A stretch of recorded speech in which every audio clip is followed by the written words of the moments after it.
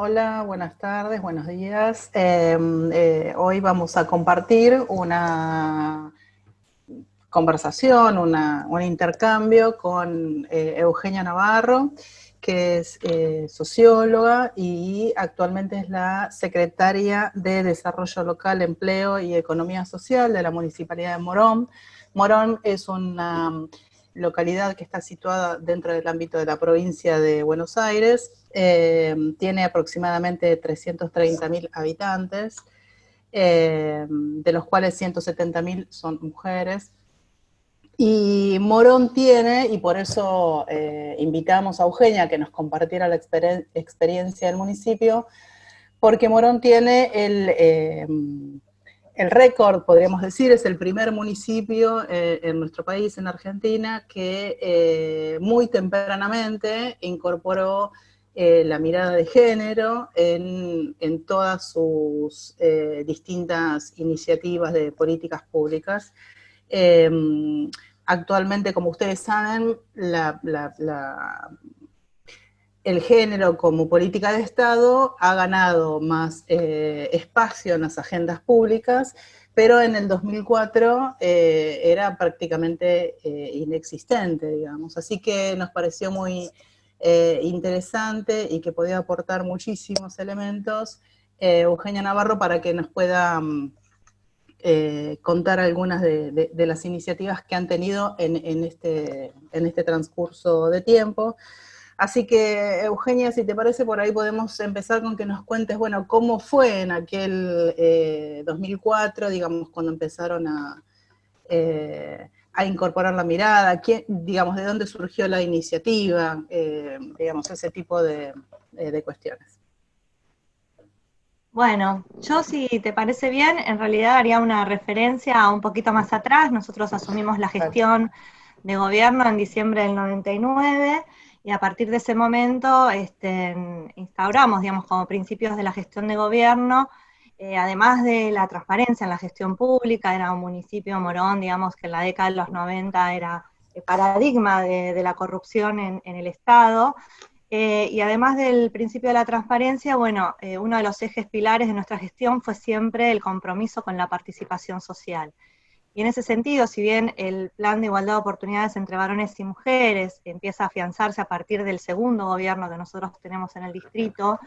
eh, es muy importante el proceso previo que nos hicimos en el primer gobierno de generar institucionalidad, instancias permanentes, digamos, de diálogo con la comunidad. En este sentido, desde el inicio de la gestión, nosotros tuvimos una secretaría específica, que era la Secretaría de Relaciones con la Comunidad, que llevaba adelante, digamos, el proceso de descentralización al interior del municipio, lo que llamamos las unidades de gestión comunitarias, que se fue descentralizando progresivamente en diferentes instancias, y además la apertura de consejos temáticos que permitían justamente tener un espacio permanente de diálogo social con los diferentes actores involucrados en las diferentes temáticas. Uno de los primeros consejos, y los que yo participé desde el inicio, era el Consejo Municipal de Economía Social Solidaria, que justamente juntaba, digamos, a todos los sectores del entramado productivo, y años más tarde se crea el Consejo Municipal de las Mujeres. Pero digo, retomo un poco porque la primera etapa de gobierno ya estaba esta instancia, digamos, de articulación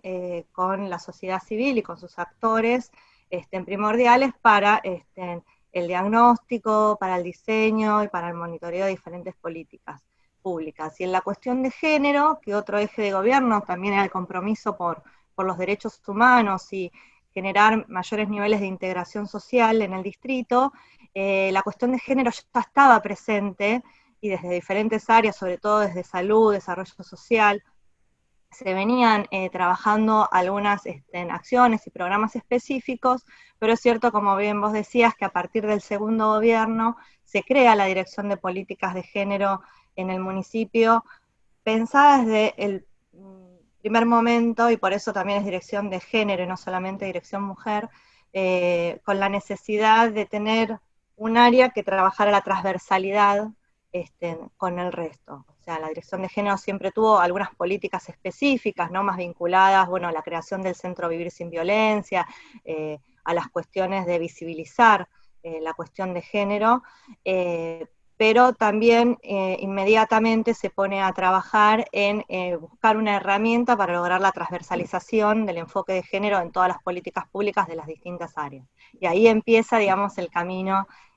utilizando al PIO como una herramienta de gestión para lograr esta incorporación en las diferentes áreas temáticas del gobierno municipal. Ahora,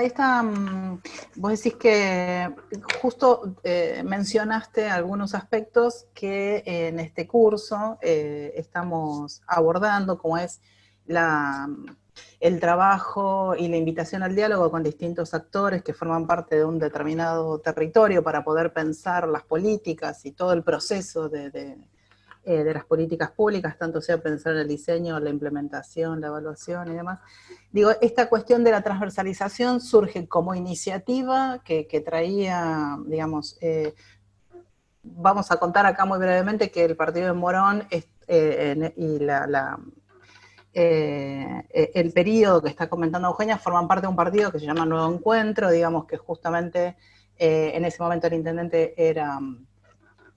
Sabatella. Digo, ¿es una iniciativa que traía el intendente y su equipo o también se embebió y surgió de estos consejos temáticos que vos decís que decidieron conformar? Bueno, la iniciativa realmente es dada por el gobierno municipal y por la agenda programática. De hecho, nosotros iniciamos la gestión en el 99, digamos, en el marco de la alianza, pero después, bueno, nosotros como fuerza política nos vamos del FREPASO y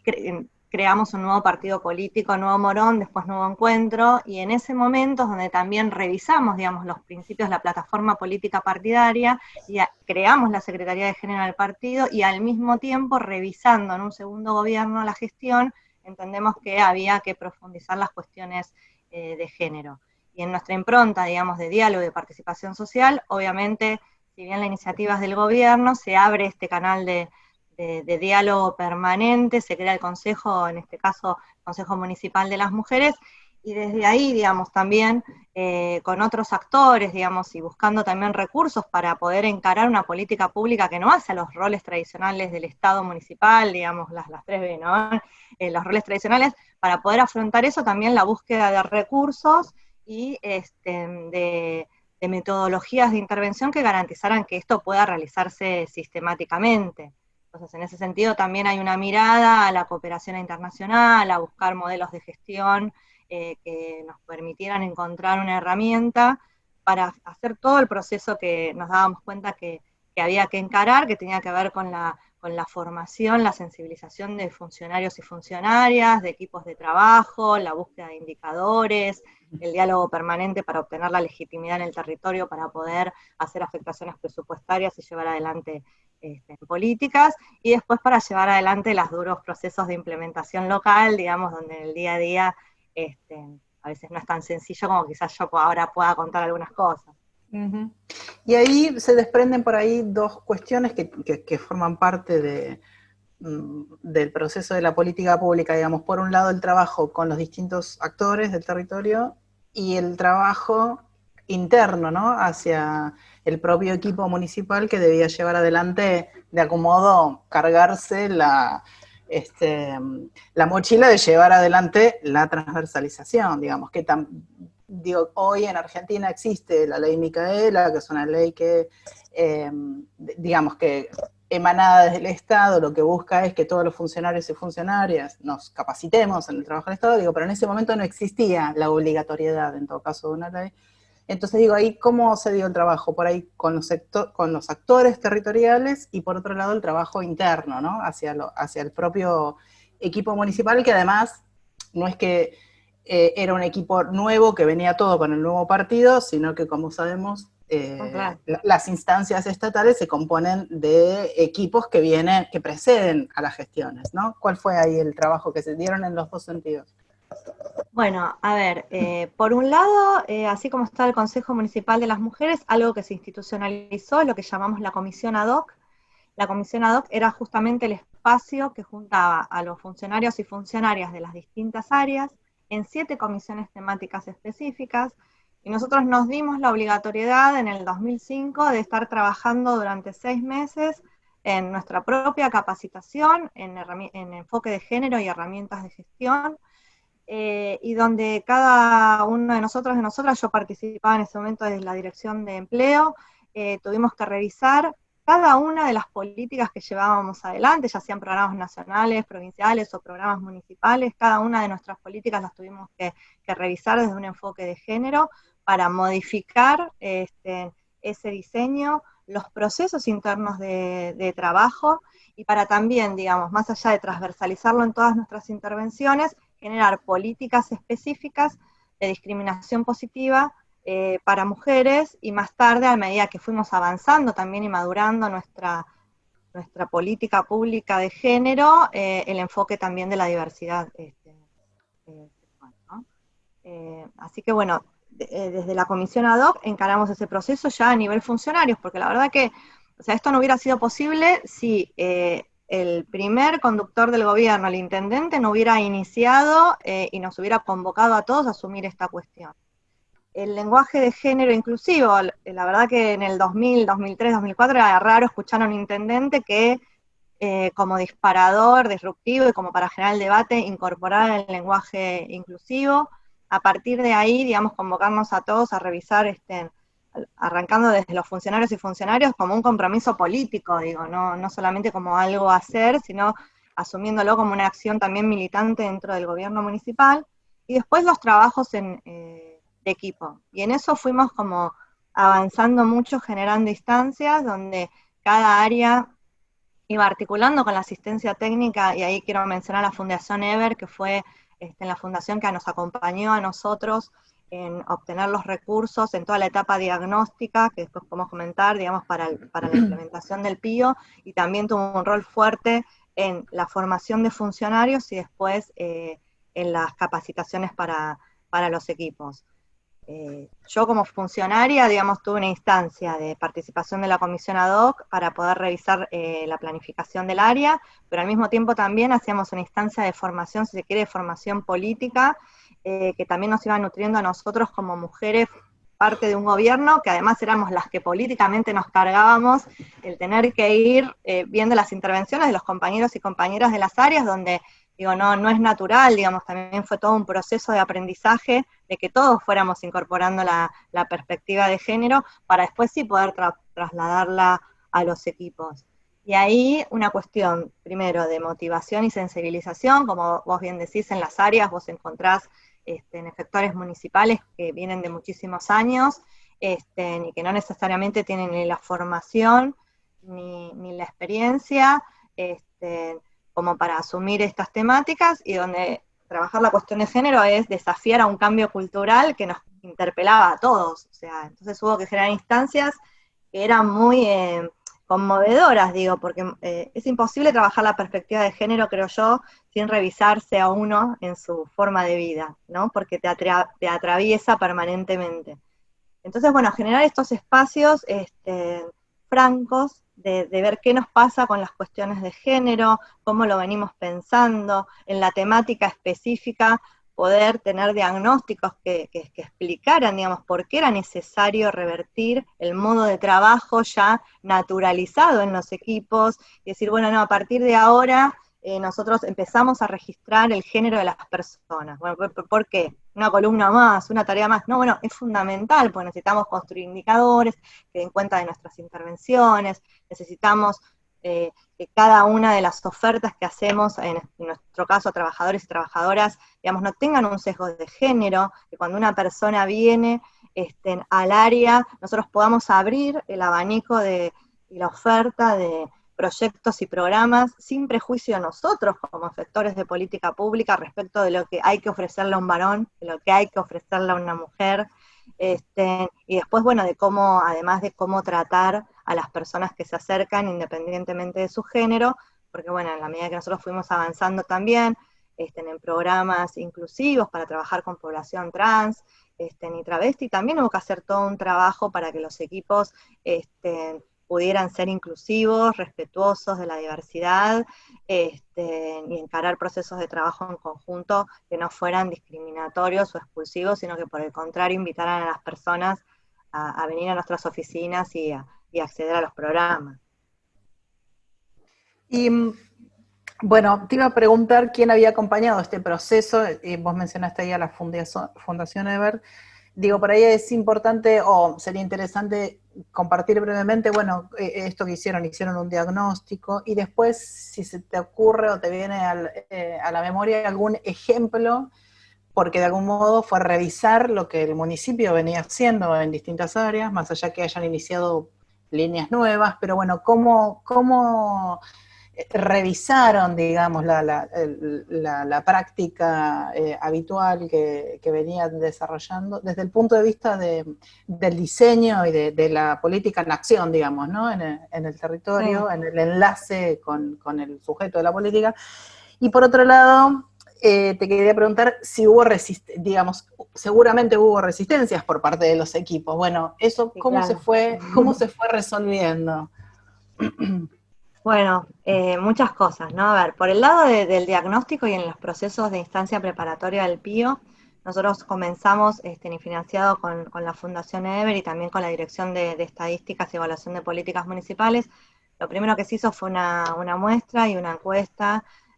a vecinos y vecinas de Morón respecto, digamos, sus imaginarios sobre cómo ellos veían la situación de las mujeres en el distrito en distintas áreas, salud,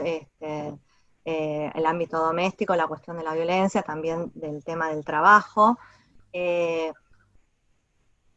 Terminadas estas encuestas siempre se hacía, digamos, una presentación a la comunidad y después a los equipos de trabajo. Después de la encuesta también hubo otra instancia de talleres participativos que se hicieron durante 4 o 5 meses, para trabajar la cuestión de género y también el diagnóstico de qué pasaba en Morón en los diferentes ámbitos de la vida, con varones y mujeres, donde se convocó a sindicatos, partidos políticos, confesiones religiosas, las manzaneras, digamos, efectores de programas sociales, bueno, se trabajó muy fuerte el diagnóstico con los talleres diagnósticos, una nueva presentación siempre desde el Consejo Municipal de las Mujeres, los equipos tenían que participar de estas instancias diagnósticas. En el caso nuestro de trabajo, el municipio encaró, digamos, una EPH local en su momento, que también nos permitió tener indicadores, digamos, de cuál era la situación ocupacional de las mujeres, que siempre duplicaba la situación de desocupación, la situación de informalidad, digamos, la posibilidad del acceso al trabajo. Entonces, estos diagnósticos permitían, digamos, tener una herramienta contundente para dar cuenta de la mirada política que nosotros teníamos sobre la realidad y lo que había que transformar. Y después revisando los procesos de trabajo. Nosotros encontramos en el área nuestra de empleo y economía social una metodología que era la metodología de proyecto ocupacional, porque también lo que veíamos era que en el área nuestra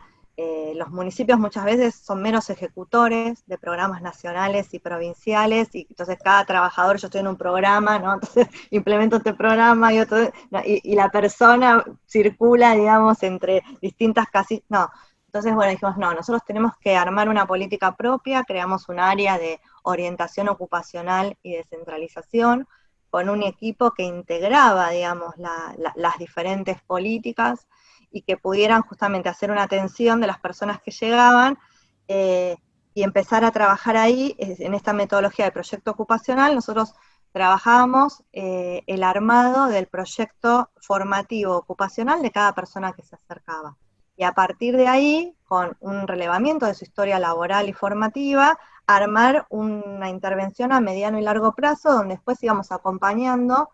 digamos, el transcurrir de esa persona en distintos programas. Pero este equipo móvil, porque trabajaba en la sede central y también en las unidades de gestión, porque acompañábamos el proceso de descentralización, era un equipo, digamos, donde la formación era permanente, ¿no? Porque tenían que conocer, todo este equipo conocía todos los programas, ya sea de programas de empleo, programas de economía social, o sea, todos los programas que el área tenía, para poder tener una mirada, digamos, integral y después sumarse a otros equipos territoriales, digamos, de abordajes sociosanitarios, que también pudieran ver, digamos, otras problemáticas que podía estar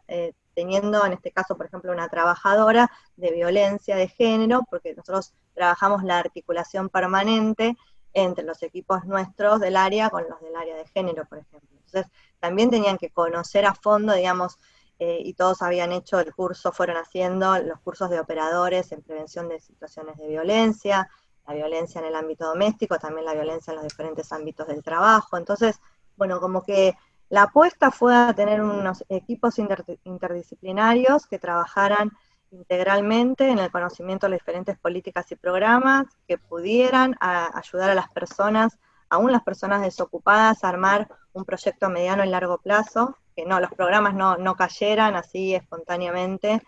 y después que se unieran, digamos, a otros equipos con los que también trabajábamos mucho, desde una secretaría específica que se armó justamente de abordajes integrales, porque nos dábamos cuenta que para poder justamente transversalizar la perspectiva de género y también otros principios del gobierno, era fundamental que los equipos se nutrieran, y esto era dar vuelta a todo el esquema, ¿no? Porque todos los trabajadores están acostumbrados a, yo soy el trabajador de tal programa, y la invitación era a trabajar de otra manera, de una manera más integral. Y bueno, y así era obligarnos a tener una instancia de trabajo articulado permanente, o sea, todas las semanas de evaluación de las intervenciones. ¿Y hubo algunas pequeñas resistencias? ¿Cómo, digamos, Sí, cómo las resolvían? Digo, ¿cómo se resuelve eso? se resuelve en principio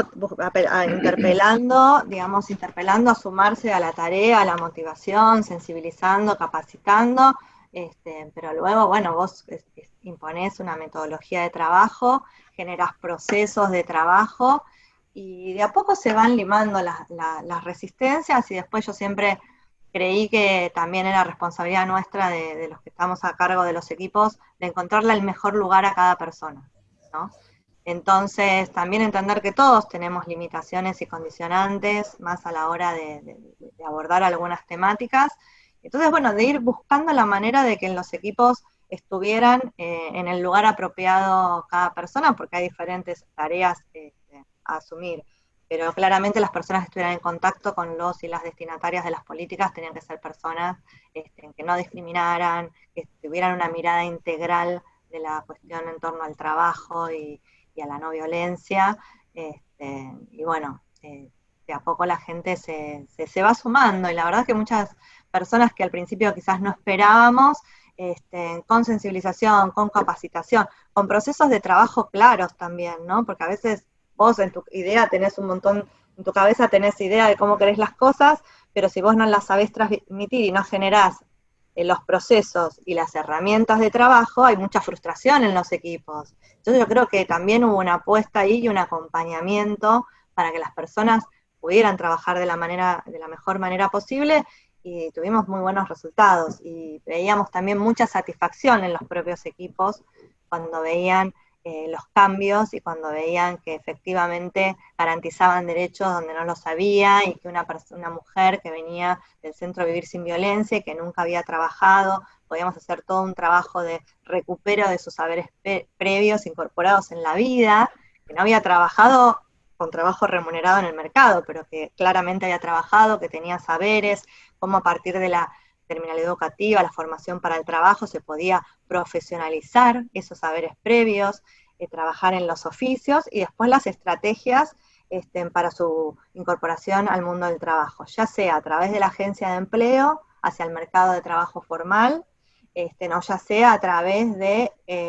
acompañamiento para la puesta en marcha de emprendimientos productivos autogestivos, siempre buscando la formalización del trabajo. También ese fue un objetivo nuestro, de que trabajar género era mirar el desarrollo productivo, encontrar los sectores donde las mujeres se incorporaban en peores situaciones, ya sea de informalidad, de acoso sexual, etcétera, y generar algunas políticas específicas para, digamos, la formalización del trabajo en esos sectores. Y economía social no tenía por qué ser informalidad, entonces siempre acompañar con el monotributo social, con la excepción de la ley ALA, tenemos ordenanzas, digamos, para el permiso de funcionamiento, bueno, toda una serie de políticas para formalizar siempre el trabajo, entendiendo que la formalización del trabajo iba permitiendo, digamos, la cuestión de la salud y de la protección, o sea, el acceso a otros derechos. Ahora, digo, en el 2004 ustedes, bueno, vos contaste que es un proceso que arrancó antes, pero empezaron a Sistematizarlo incorporar, ahí. claro, como a crear institucionalidad en torno atravesada por la transversalización. Y en algún momento, digamos, también abrieron la cuestión del género a la diversidad, y de hecho han tenido programas específicos sobre eso, que también es una cuestión muy interesante, digamos, en el sentido de salir de la mirada más binaria de varones-mujeres y poder reconocer que hay otros géneros, otras otredades, por decirlo de algún modo. Entonces, por ahí quizás podés contar, bueno, cómo surgió eso y qué políticas o de qué modo trabajaron hacia esta población. Ustedes tienen, que seguramente después vamos a compartir por el campus, tienen un centro de atención inclusivo, un consultorio inclusivo, digamos, hay personal trabajando en el municipio, digamos, por ahí podés contar un poquito de eso. Sí, la mirada a la diversidad como en el movimiento feminista siempre fue progresivo, ¿no? Quizás al principio el enfoque de género estuvo más centrado en visibilizar las diferencias entre varones y mujeres, y sí, desde una lógica más binaria, y progresivamente fuimos pudiendo incorporar un enfoque de diversidad que permitiera romper esa lógica binaria y mirar, digamos, qué pasaba en los distintos géneros. Y, por ejemplo, ya en el 2008 nosotros armamos una ordenanza municipal, vos pensás 4 años antes de la Ley de Identidad de Género, donde obligaba, digamos, a los servicios de salud a respetar el género autopercibido. O sea, ya desde el 2008 nosotros, todos los efectores de las diferentes áreas sociosanitarias no veían llegar a la persona y por su expresión de género atendían a un varón o a una mujer, sino que le preguntaban cuál era su género y registraban el género autopercibido y expresado. Esto puede parecer una cuestión menor, pero realmente no lo es. Justamente vos mencionabas el consultorio inclusivo, la cuestión de la salud. Si vos no estás abierto a las distintas identidades de género, se pueden hacer hasta, digamos, diagnósticos erróneos, digamos. Si vos a una persona por su expresión de género la precategorizás como mujer, digamos, las preguntas en una consulta médica y hasta el tratamiento puede ser totalmente erróneo para una persona que por la cuestión cultural y por el miedo a la discriminación quizás no se anime, si no están dadas las condiciones, si no es tratada adecuadamente, a decir cuál es su género y cuáles son las circunstancias que lo hacen acercarse a un área municipal. Entonces, bueno, sí, progresivamente fuimos incorporando el enfoque de la diversidad, intentando generar políticas que rompieran la discriminación por género en el mundo del trabajo, digamos, con toda la población, ¿no? Con el colectivo LGBTIQ, pero sabiendo siempre que el universo, digamos, más difícil, digamos, que asume mayores niveles de discriminación siempre fue la población travesti trans. Entonces, sí, generando programas específicos. El Ministerio de Trabajo recién en el 2013, si no me equivoco, un poquito después, tiene un área específica de diversidad y amplía, por ejemplo, el seguro de capacitación y empleo a las personas por su identidad de género, trans y travestis, pero ya anteriormente nosotros veníamos trabajando tanto en la incorporación al mercado de trabajo formal como a proyectos, digamos, en el marco de la economía social. Desde el 2007 tuvimos un programa municipal de apoyo a iniciativas productivas autogestivas que tuvo primero una línea para mujeres, mujeres jóvenes, mujeres jefas de hogar con niños a cargo, mujeres adultas mayores,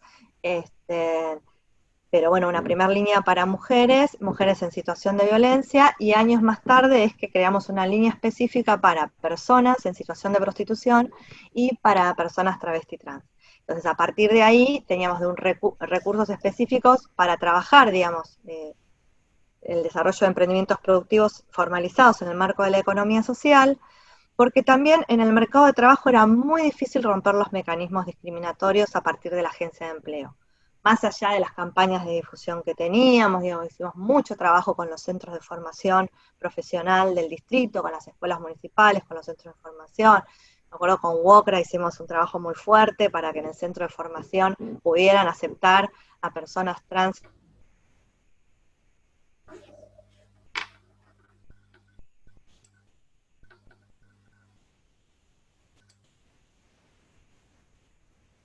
El proyecto del cupo laboral travesti trans para el sector público, que era una pelea, digamos, del movimiento transfeminista, y mientras tanto por eso lo avanzábamos en el marco de la economía social, hasta que después, bueno, pudimos avanzar un poco en la incorporación en el empleo público antes de estas normativas.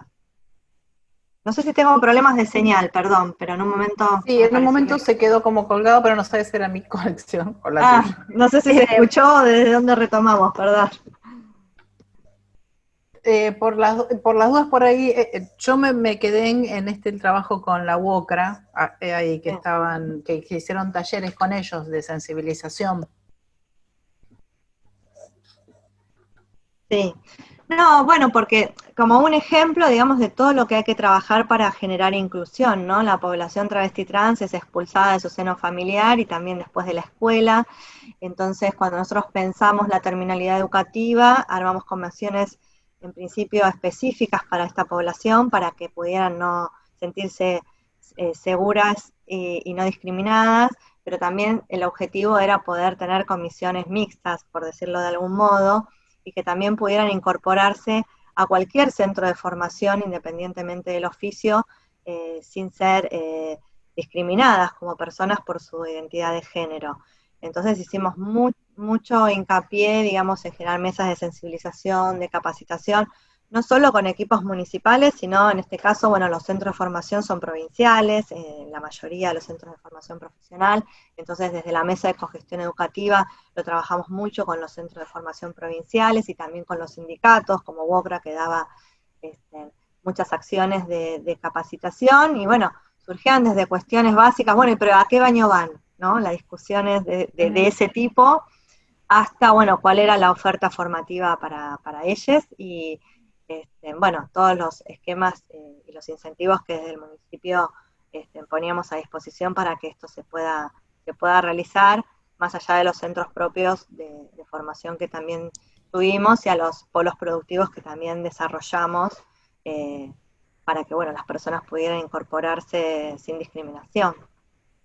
Ahora, digo, en esto, por ejemplo, en el caso del consultorio inclusivo, digo, eso también lo fueron trabajando con la propia población, digamos, trans, ellos aportaban, ellas aportaban su mirada, sus iniciativas, digamos, ¿no? Digo, eso lo,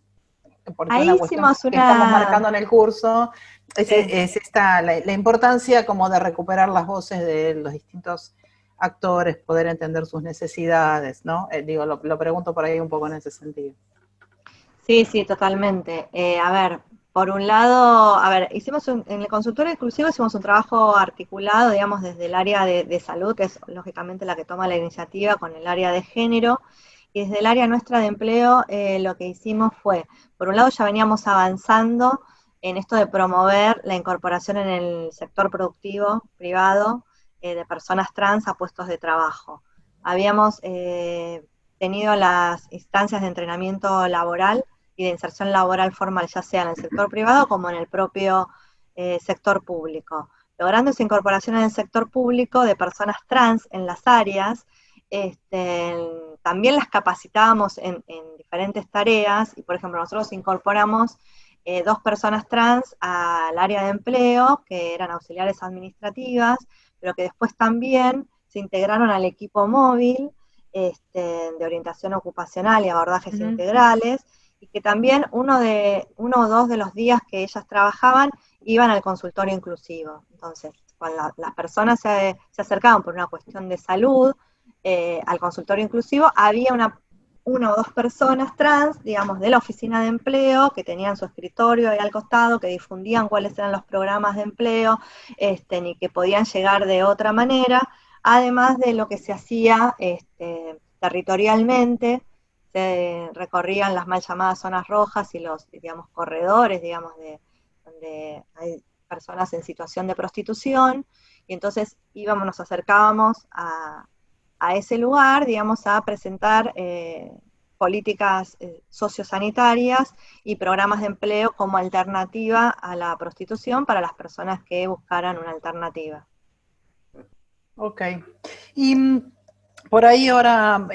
para recorrer un poco como las etapas, entre comillas, de las políticas públicas, ustedes al mismo tiempo que desarrollaban todas estas acciones, hacían algún tipo de monitoreo, tuvieron la oportunidad de evaluar algunas de estas iniciativas que llevaron adelante. Digo, incluso vos remarcaste varias veces que es súper importante la cuestión de la producción de información propia, de indicadores, no diferenciados justamente por género, etcétera. Digo, ¿pudieron el monitoreo, evaluación, cómo revisaron, eso les permite revisar? Sí, nosotros los informes de gestión, los que presentábamos también todos los años, todos eran por género. O sea, nosotros logramos, por un lado teníamos la etapa más diagnóstica, pero después, digamos, fuimos generando registros en todas las áreas. Hasta el 2015 fuimos Secretaría de Empleo y Economía Social, ahora desde el 2019 incorpora a la Secretaría las áreas de desarrollo productivo, industria, comercio exterior, y en eso estamos trabajando. Pero en Empleo y Economía Social, sí, todos los registros de las áreas y de todas las intervenciones eran por género, entonces a nosotros nos permitía ver, digamos, a fin de año, digamos, cuántos subsidios se entregaron, cuántos microcréditos, cuántas personas accedieron a la terminal educativa, a la formación para el trabajo, cuántas personas accedieron al empleo formal o a un proceso de entrenamiento laboral por género, y ahí como algo mínimo y básico nos permitía ver si realmente lográbamos revertir, digamos, la situación de desigualdad, donde siempre la inserción era más de varones hacia mujeres y a personas diversas, ¿no? Eso fue permanente. Ahora estamos trabajando para que el área de habilitaciones de unidades económicas del distrito se registre, digamos, si el titular de esa unidad económica es varón o es mujer, la cantidad de trabajadores y trabajadoras que tiene, y el género. Lo mismo estamos encarando con el parque industrial y con la UIO, digamos, para poder visibilizar, digamos, en el entramado productivo, digamos, cómo está la situación tanto del trabajo como del sector empresario, cuál es el lugar de las mujeres, también como mujeres empresarias y su posibilidad de participar gremial en todas las entidades gremial empresarias, ¿no? Porque vamos a generar una nueva línea de acción para mujeres empresarias también. Bueno, y así, digamos, pero o sea, la construcción de indicadores siempre fue permanente como insumo para poder monitorear las políticas, y después, bueno, apareciendo, digamos, nuevos ejes de trabajo y nuevas posibilidades también en este proceso que nos damos los gobiernos locales permanentes de buscar recursos en diferentes organismos del Estado-Nación, provincial o de organismos internacionales que pudieran contribuir a tener una política de género y de trabajo innovadora y para poblaciones específicas. Y por ahí, bueno, porque ya como que vamos terminando, actualmente respecto de las situaciones de la violencia de género que lamentablemente, a pesar de los esfuerzos, sigue siendo alta, digamos. ¿Qué iniciativas están llevando adelante en este sentido? ¿Qué evaluación tienen? Porque ustedes también tienen como muchas sobre acciones locales respecto del tema. Sí, nosotros interrumpimos la gestión en el año 2015 y volvimos ahora a fines del 2019, y al poco andar nos agarró la situación de pandemia, que como vos sabés agrava las situaciones de género, porque lamentablemente a partir de las medidas de la SASPO, el aislamiento social preventivo y obligatorio que lleva a que tengamos que quedarnos en casa, para muchas mujeres en identidades no binarias, esto genera ver agravado su situación, digamos, de violencia, y de las niñas también. Se está reforzando desde el área de género, que ahora es Secretaría, tenemos una Secretaría de Mujeres, Diversidad y Derechos Humanos, que es interesante también ver cómo las áreas hemos crecido en el tiempo, y hoy, así como hay ministerios para las mujeres y la diversidad, también tenemos una Secretaría en Morón. Se está fortaleciendo y recuperando el centro Vivir Sin Violencia, y algunas políticas específicas como una línea específica, bueno, algunas acciones concretas para que las mujeres, a pesar de la pandemia y el aislamiento, puedan acercarse al Centro Vivir Sin Violencia y puedan ser acompañadas ante esta situación. También algunos programas de apoyo para varones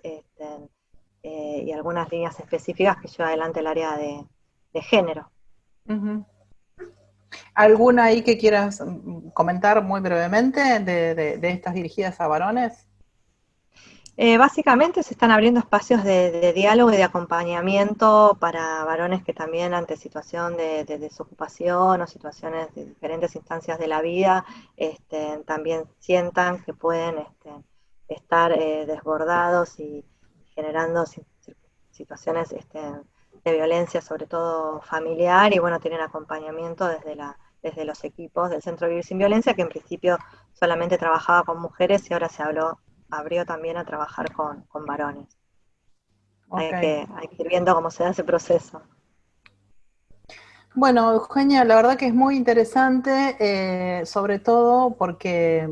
tienen una amplia trayectoria en este tema y además para quienes, para los colegas de distintos países de América Latina y el Caribe que que participan de este curso, justamente son estos aspectos los que venimos, la idea de trabajar sobre cómo pensar las políticas públicas con perspectiva transversalizadora, de género y respetuosa de los derechos humanos, pensando esta cuestión de que las políticas todo el tiempo están en permanente movimiento y si se quiere tensionada, digamos, por distintos aspectos y que parte del trabajo que hay que llevar adelante es ese, pero no obstante está el desafío. No sé si querés agregar algo más que quizás quedó sin tocar, pero para dejarle, digamos, a... No, a ver, es un proceso, digamos, complejo, es un proceso que no, si bien es progresivo, no es lineal, que afronta muchos obstáculos y dificultades, pero que realmente es más que gratificante cuando uno va viendo las transformaciones del Estado, o sea, siendo trabajadora del Estado como vocación, está ahí el compromiso y el desafío permanente, y la verdad que me parece que estas instancias son enriquecedoras, de formación y de intercambio, así que bueno, quedamos a disposición para